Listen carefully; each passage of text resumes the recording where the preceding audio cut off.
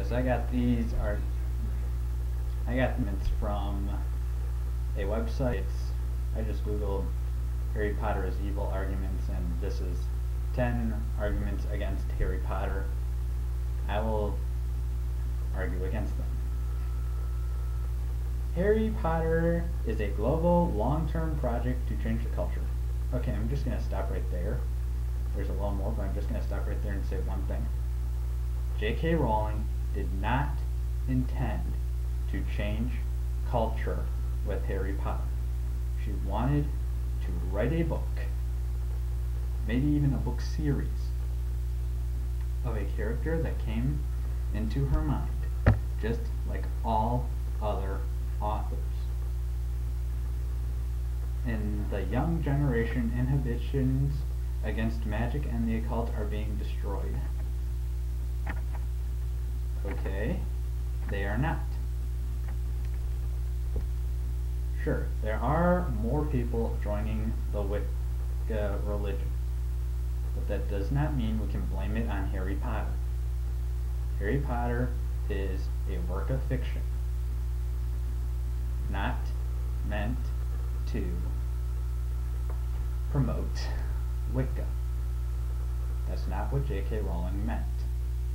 She wanted to write a fantasy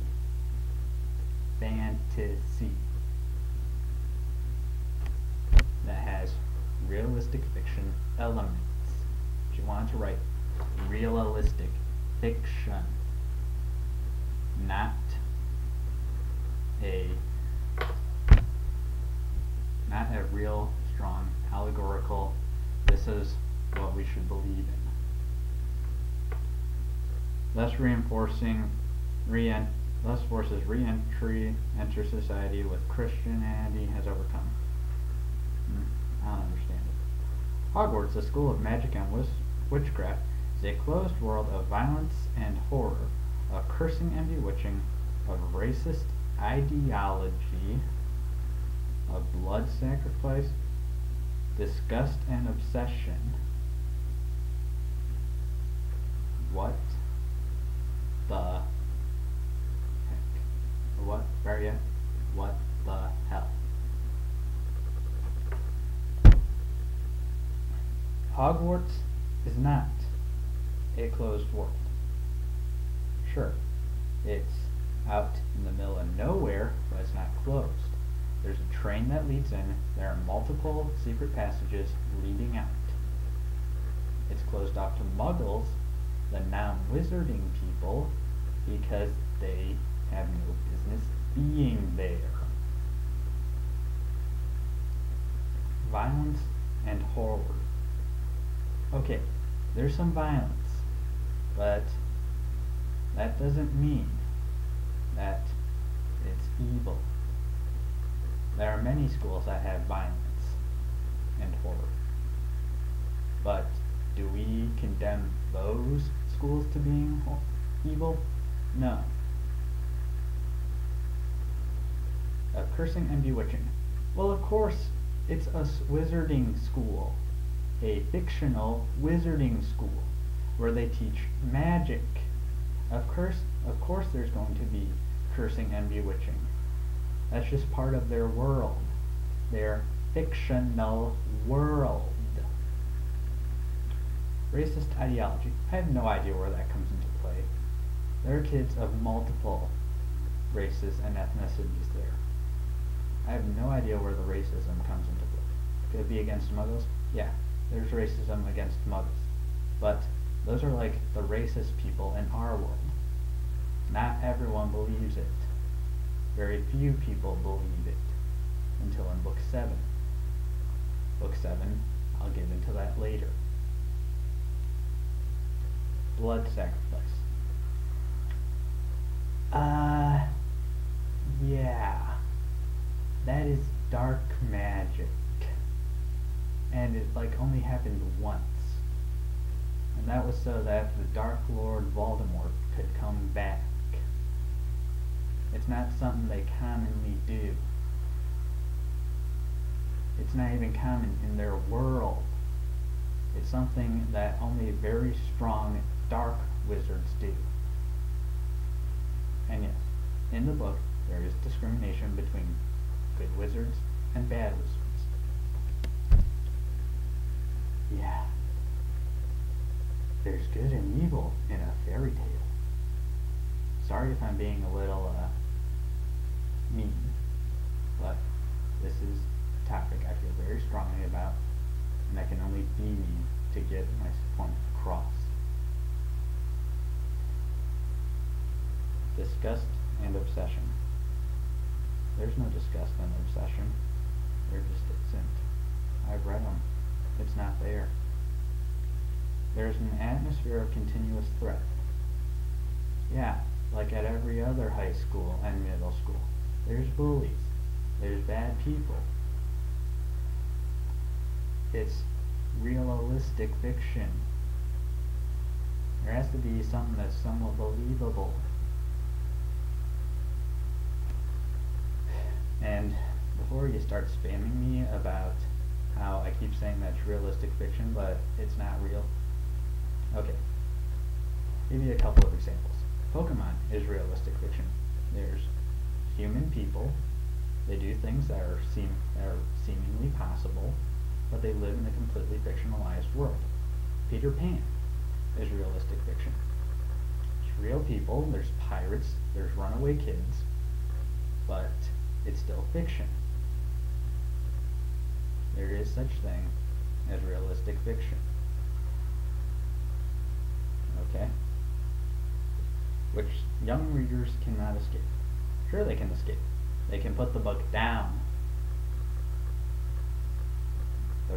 They might be meaning that they can't escape it because they're so mesmerized by it. Okay, we're getting kids to read. Ooh, that's a novel thought. Yes, Harry Potter teaches people to read. I find that pretty good. Okay. While Harry appears to, in the beginning, to fight against evil, in fact, the similarities between him and Voldemort, the arch-evil adversary, and the arch-evil in the tale become more and more obvious. Yes, it does. J.K. Rowling is just trying to prove that Harry has demons that he must overcome. He's not evil. He's just misunderstood, as stated in my trailer for this.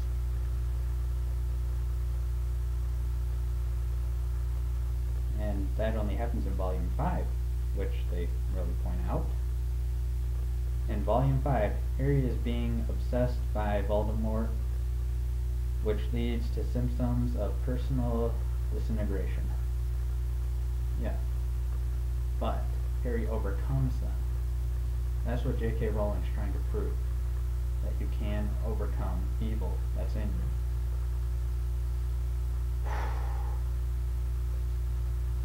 Just because the main character has problems and has a whole lot of similarities between the Dark Lord doesn't mean that he can't use those to his advantage to vanquish him, which he does.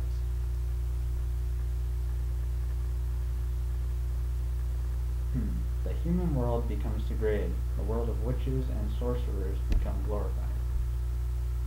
That's because it takes place in the wizarding world. It doesn't take place in the Muggle world. There are parts of it that do, but they're not very big. That is like complaining that,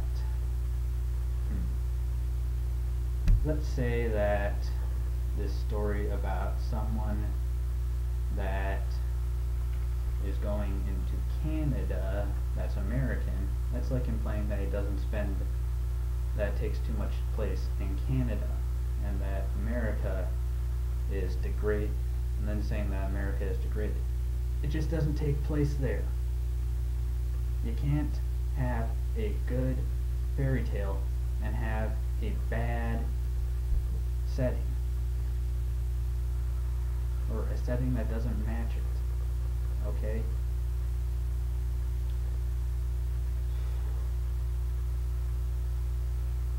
There is no positive descendant dimension. The supernatural is entirely demonic. Divine symbols are perverted. I don't quite understand that. But I will say this. There is not a whole lot of stuff about the supernatural in Harry Potter. That argument is kind of flawed. If you could please explain it better to me, please post that in the comment section. Harry Potter is no modern fairy tale, and fairy tale sorcerers and witches are unambiguous figures of evil. Okay. So what if Harry is a wizard? Let's see. Catcher in the Rye had a very odd protagonist that goes against everything that was popular at the time. Yet that became a classic and is very popular. I don't know why, but it is.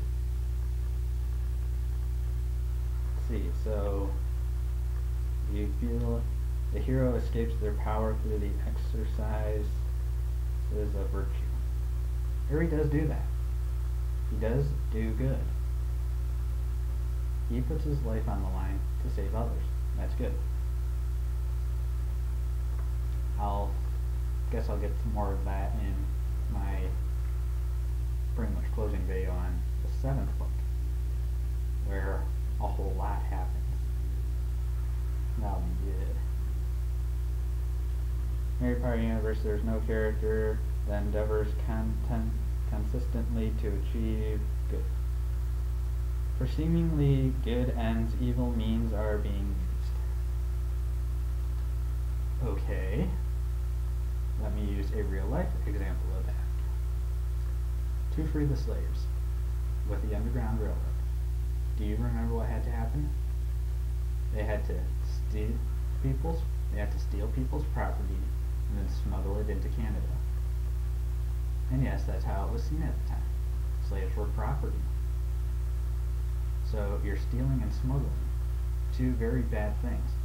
But it's good because it was for good means. Just like in Harry Potter. I don't know, maybe someone said this, but sometimes you gotta break a few rules to do what's right.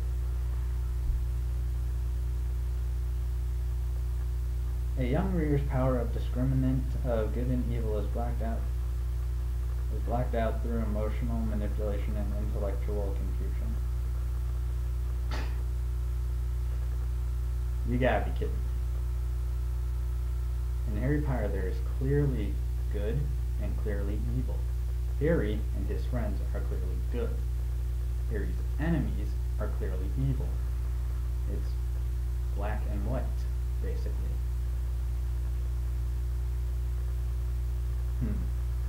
Emotional manipulation. I was never emotionally manipulated by the Harry Potter books. Intellectual confusion.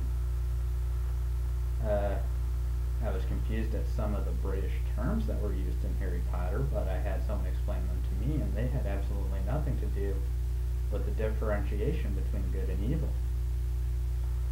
So, goodbye by that one. By the way, I'm reading the stuff off my Nintendo DS browser, if you're wondering. An assault upon the young generation, seducing it playfully into a world of witchcraft and sorcery, filling the imagination of young with images of a world in which evil reigns, from which there is no escape. On the contrary, it is portrayed as highly desirable. There is no assault on the younger generation. J.K. Rowling had no intention to convert people to Wicca. Filling the imagination of young with images of a world in which evil reigns. Evil reigns in the 7th book, and only in the 7th book. Throughout the rest of the series, everything is good. Good rules the world, the good wizards are in charge, and the dark wizards, for the most part, are underground. So they're filling the kids' imagination with images of what fairy tales do. Let's see. 101 Dalmatians, that fills kids' imagination with talking dogs. Let's see. Pokemon fills kids' imagination with the world of Pokemon, Pikachu. Notice there's kind of a little recurring theme with my examples. Oh well, that's just who I am. Evil reigns from which there is no escape. There is definitely escape. In the end, Harry Potter vanquishes evil, and all evil. He does not vanquish Malfoy, which he's just like one of the underground wizards, just like the underground wizard, just like the Ku Klux Klan of today. Let me just make a little tangent. Okay. The Dark Wizards. They're basically the Ku Klux Klan. In the movies, they have robes that are like the Ku Klux Klan. They have the pointy hoods and the masks. Okay. Voldemort is their leader. Just kind of like back in the... And there were leaders of the Ku Klux Klan just like back in the day. Then they were like taken out of power and they were sent and they were drove underground. Just like in Harry Potter. The Dark Wizards were drove to hiding and underground practice. And then in the 7th book, they come back into power. And then they are defeated. The Dark Wizards are like the Ku Klux Klan. And the good wizards are like white people, or just like normal white people. Now, do you feel dumb?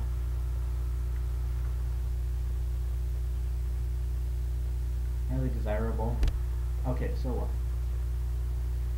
Those who value plurality of opinion should resist the nearly overwhelming power of peer pressure, which is being accomplished through a gigantic corporation and multimedia blitz, one which displays elements of totalitarian brainwashing. There's no brainwashing. I know this will kind of be confusing to the atheists out there who think that Becky Fisher is a brainwasher, but Harry Potter brainwashes kids about as much as Becky Fisher does, which she doesn't, and Harry Potter doesn't. And it's not a multimedia bliss. It's popular. People like it. They're not coming up to kids and saying, hey, go watch this movie, go watch this movie, go read this book, go read this book, go watch this movie. It's just popular. Okay? It's not a blitz, it's just popular. Since though the Potter books' faith and loving God is systematically undermined, even destroyed in many young people through false values and mockery of Judeo-Christian truth. The introduction of these books into school is... Okay, that rest is just about how we shouldn't let our kids read them. They don't mock Christianity. They don't mock any religion. I've asked my Wicca friend how close Harry Potter is to Wicca. She said that's not even. If anything, it's a mockery to Wicca. God is systematically undermined. Anyway, it's not. You know when you can't sneeze. Anyway, undermined even through false strodium. It's not. Okay? It's not undermined. It's just not stated. Why? Because Harry Potter has to appeal to a broad range of people, many of which are not Christian. Just deal with it. So yeah. Part 1. This is one part of a many-part series, and Catholiccontriversy signing off, and may God bless you.